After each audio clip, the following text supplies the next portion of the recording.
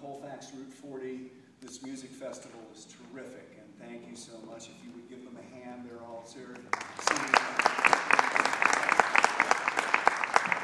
of course, the College of Arts and Media, who Stan Sucher and myself sort of thought about wouldn't it be fun to actually get it off campus and come to someplace beautiful like this. So thank you to the L2 for hosting this very, very much. We surely appreciate it.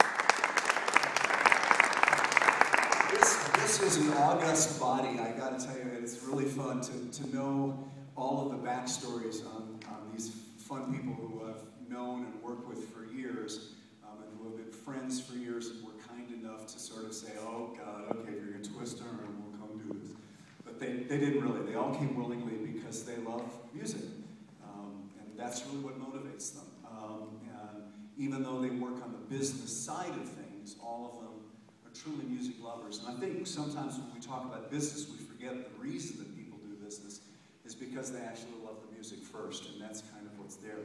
I'm not going to spend a lot of time introducing them because I'm going to let them sort of speak for themselves, but I thought I would start out because we're talking about live performance with a live performer. We've captured one here tonight and have him at the center of the stage, Andy Guerrero, who you probably know from his current band, Bob Schism, and you know from his incredible work with the Flowbots. And here's someone who has, and here's someone who literally started playing the clubs, the Hermit's Hideaway, the Lion's Lair, many of the places some of you all have played, and then had worked through that and that system and got out there and in the van and sleeping on your friend down the road, all the way up to Flowbots playing Jay Leno and Handlebars and all the amazing hits they had. And now, brave man that he is now out there with his brand new band, Bob Schism, starting the process one more time. And I guess that's where I'd start, is just sort of, what is it like going through that transition? And I want to say to everybody here on the panel, please jump in. We have experts from law and from marketing, Sarah Williams with AEG, and Sean from Live Nation, and Mark Bleasner, who's managing Daniel Ate the Sandwich. Don't hold back. So this is truly an open discussion forum. And if you have something to add, just jump in. But Andy, you've kind of done it all from top to bottom. If you're talking to young artists, what do you tell them? Well, thanks for that really nice introduction. Makes me feel very special. I think we should give it up for Chris Daniels because he's pretty rad.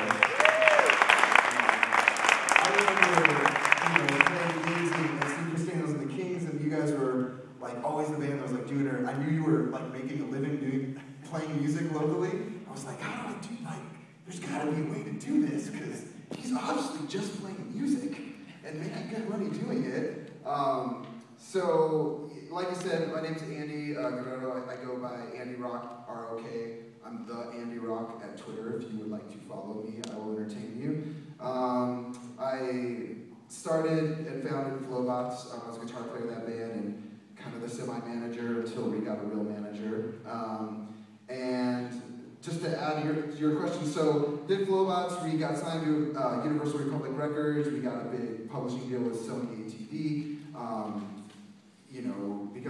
because of one song, because the Handlebars, we were able to like tour all over the country, go to Europe, Paris, play these awesome TV shows, and it's kind of like, it was really great for me because you kind of got thrown in the machine, you're like, all right, here's how a major label works, this is what happens when you have a hit single, and you learn very fast things you should do and you shouldn't do, and there's a lot of mistakes that Flowbots made that, unfortunately, as a six-person band, it was a democracy, and sometimes you're like, man, I wish we would have made some better decisions when we voted on things. But now, I left that band about 6 months ago, and Bob Schism was actually the band that I played in when I was like 18 or 19, just getting all over the